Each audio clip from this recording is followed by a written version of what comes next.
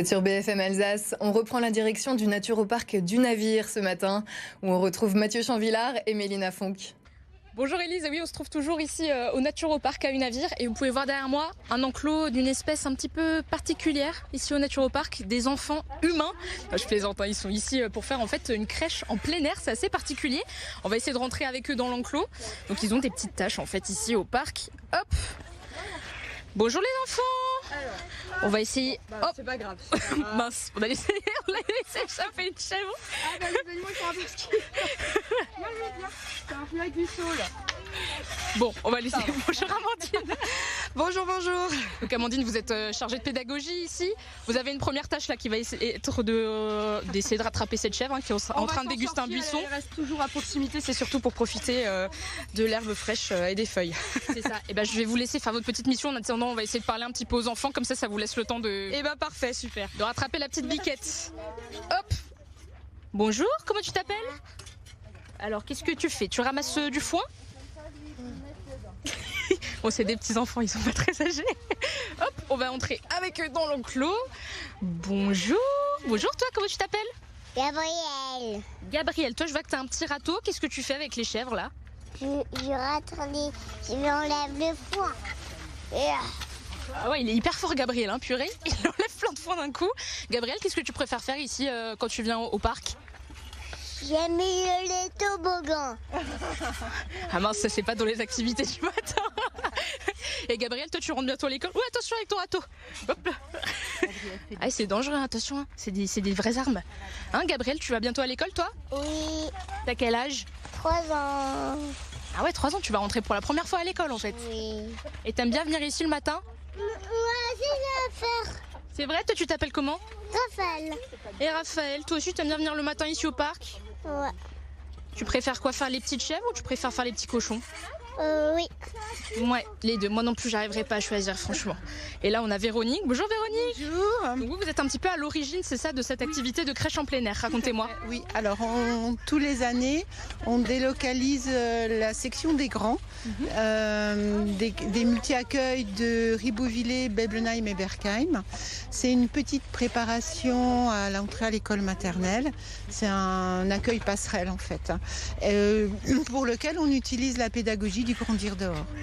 Et c'est vraiment important pour moi parce qu'on observe des comportements complètement différents chez les enfants quand ils sont en contact avec les animaux et la nature. C'est ça, c'est la 3e année, si je dis pas de bêtises, que c'est organisé. On est au naturoparc, oui. On l'organise en partenariat avec le naturoparc. C'est vraiment une chance pour nous de pouvoir profiter des animaux de la mini-ferme, de cet espace qui est quand même sécurisé. Merci beaucoup Véronique. On voit que Amandine a réussi à récupérer la chèvre qui s'était échappée. Bon, elle est de retour. Donc là, effectivement, on est dans l'enclos des chèvres. De temps en temps, parfois elles en sortent. Qu'est-ce qu'on peut faire comme autre activité ici à la mini-ferme pour les petits-enfants? À la mini-ferme, effectivement, on va donc faire les nourrissages des chèvres. Et puis, on va ensuite continuer au niveau des lapins. On va aussi les nourrir, nettoyer à l'intérieur. Et ensuite, les cochons d'Inde. Et encore Bella, donc le cochon. Ah bah, à la limite, est-ce qu'on peut aller les voir? On peut aller faire un petit tour? Bien sûr, évidemment. Hop. On va essayer de ressortir cette fois-ci juste nous. Salut Bella, on va s'en sortir. Hop. C'est bon, elle a du saule. Voilà, elle a une diversion. C'est ça qui fonctionne avec les animaux et puis nous aussi c'est la nourriture. Hein. Bah là on voit que les enfants ils savent faire. Hein. Attention. Voilà. Ils sont fatigués vers quelle heure à peu près là quand ils commencent comme ça? Oh ils sont motivés toute la journée. Après l'après-midi ils font la sieste aussi. C'est ça, bah, voilà. J'imagine. À cet âge-là quand même. Donc là on va se diriger vers quoi? On va chez les petits cochons? Déjà aller chez le cochon, c'est ça. Et donc cochon d'un, c'est Bella. C'est ça, et les enfants en fait quand ils arrivent, ils vont un petit peu, ils nettoient, ils s'occupent de la mini-ferme, ils vont aussi nourrir les poissons, c'est ça? Alors c'est ça, effectivement, le matin on va préparer des petites croquettes pour les tortues. Ensuite on va donner du floating, c'est la nourriture pour les canards. Et encore de quoi donner aux poissons, effectivement. Et ça va être en autonomie quand ils ont le temps et quand ils veulent dans la journée. Et le matin ça va vraiment être la mini-ferme. Alors chez Bella, notre cochon, c'est une femelle. Ça va être juste l'accompagnant qui va rentrer dans l'enclos et nourrir. Comme ça, les enfants peuvent regarder.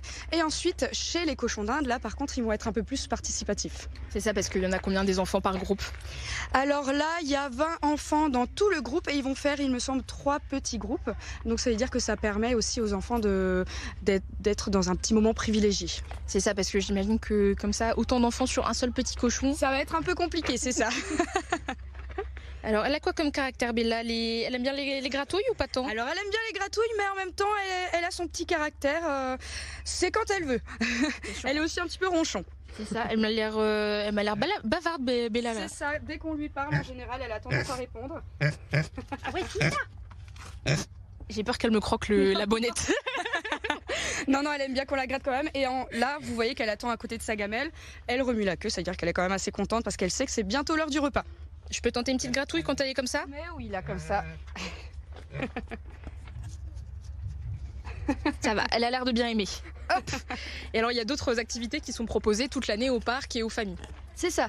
Alors pour les familles, ça va être parfois il y a des samedis nature, donc ça va être des petites animations qui durent à peu près 1 heure, 1 heure et demie avec les abonnés du parc sur des sujets très différents. Il y a aussi des animations qu'on va avoir vraiment avec les scolaires où là c'est de mai, juin, début juillet, où c'est le parc entier qui est réservé uniquement pour les scolaires. Et toute la journée, il va y avoir les accueils, les groupes, des animations, un spectacle autour des animaux qu'il y a dans l'eau, qui sont aquatiques, mais en même temps c'est très théâtral et très enfantin, autour de la chaîne alimentaire par exemple. C'est ça, vous m'avez dit qu'il y a un petit lutin qui se balade dans le parc. Alors il y a aussi un petit lutin qui se balade dans le parc effectivement, donc ça c'est l'animation à la découverte de la forêt et ça va être Pépin le lutin qui a perdu son journal et qui dans son journal il exprime le fait qu'il y a plein de questions qui se passent dans sa tête quand il se balade dans la forêt et avec les enfants on essaye de répondre à ces questions sur les animaux qui se trouvent dans la forêt, les arbres, comment ça fonctionne, qu'est-ce que c'est. Et alors, dans les 2 premières parties d'On a rendez-vous ce matin, on a pu parler d'espèces en voie d'extinction, des espèces qu'il faut protéger. Comment on fait en fait pour parler de ça aux enfants qui n'ont pas forcément conscience des contextes qui peuvent être un petit peu difficiles pour certaines espèces? Alors par exemple, on a aussi l'animation sur le grand hamster d'Alsace et donc c'est Albert qui a fait son terrier mais qui rencontre pendant son histoire qui est très narrée et très participative pour les enfants. C'est dans son histoire, il va y avoir différents problèmes qu'il rencontre et à chaque fois il y a une petite solution. Donc ça va être forcément très simplifié, mais pendant ces animations, on parle des espèces qui sont justement dans le parc et qu'on essaye de sensibiliser par rapport à ça. C'est ça, alors là on a quoi? On a les petits cochons d'Inde. C'est ça, ici on a les cochons d'Inde. Alors ils ne sont pas encore sortis parce que ça va être les petits qui sont en train de nettoyer là pour l'instant chez les chèvres, qui vont ensuite nettoyer chez les cochons d'Inde, répartir la nourriture et ensuite il y a un petit enfant qui va ouvrir la porte et attendre tranquillement et silencieusement que tous les cochons d'Inde sortent parce qu'il faut bien les compter, c'est important. C'est ça, on voit là qu'ils sont... Ça c'est leur petite maison, l'espèce de tonneau qui est là? Exactement. C'est super mignon. C'est quoi un petit peu l'activité préférée des enfants quand ils viennent ici au Naturopark? Alors des enfants, ça dépend si c'est avec un animateur ou pas. Quand c'est en autonomie, ils adorent les boules de glaise, donc c'est vraiment comme de l'argile qu'ils vont utiliser pour faire des empreintes. D'accord. C'est un petit souvenir à ramener à la maison. Et sinon, il y a aussi des parcours d'agilité dans le parc où ils vont passer de plateforme en plateforme. De temps en temps, il y a des chutes dans l'eau, mais quand il fait chaud, ça fait du bien aussi. C'est ça, parce qu'en fait, les enfants, ils sont un petit peu laissés se balader ici. Pour ceux qui viennent faire la crèche nature, ils se promènent. En fait, ils sont pas tout seuls non plus, mais ils ont une forme d'autonomie. Non, alors effectivement, ils sont pas forcément avec nous tout le temps. Ils sont vraiment avec les accompagnants. Il y a 4 à 5 accompagnants. Et ensuite, ils vont se balader dans le parc. Ils ont même accès à une petite partie qui est réservée pour eux.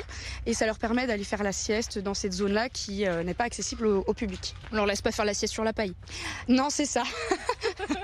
Ils ont quand même cette chance. On voit qu'ils sont encore en train de s'affairer. Là, ça va durer combien de temps, un petit peu près le petit ratissage? Ça dépend combien ils sont. Là, ils sont quand même pas mal chez les chèvres. Donc ça va durer peut-être une 30aine de minutes. Et puis ensuite, ils vont passer au lapin. D'accord, merci beaucoup Amandine. Nous, on va se remettre devant les enfants pour les voir une dernière fois pour leur dire au revoir. Hop, mais nous, on va se diriger tout doucement vers l'enclos des ratons laveurs pour la suite d'On a rendez-vous tous les matins de semaine sur BFM Alsace. À tout à l'heure. Merci Mathieu, merci Mélina et à tout à l'heure.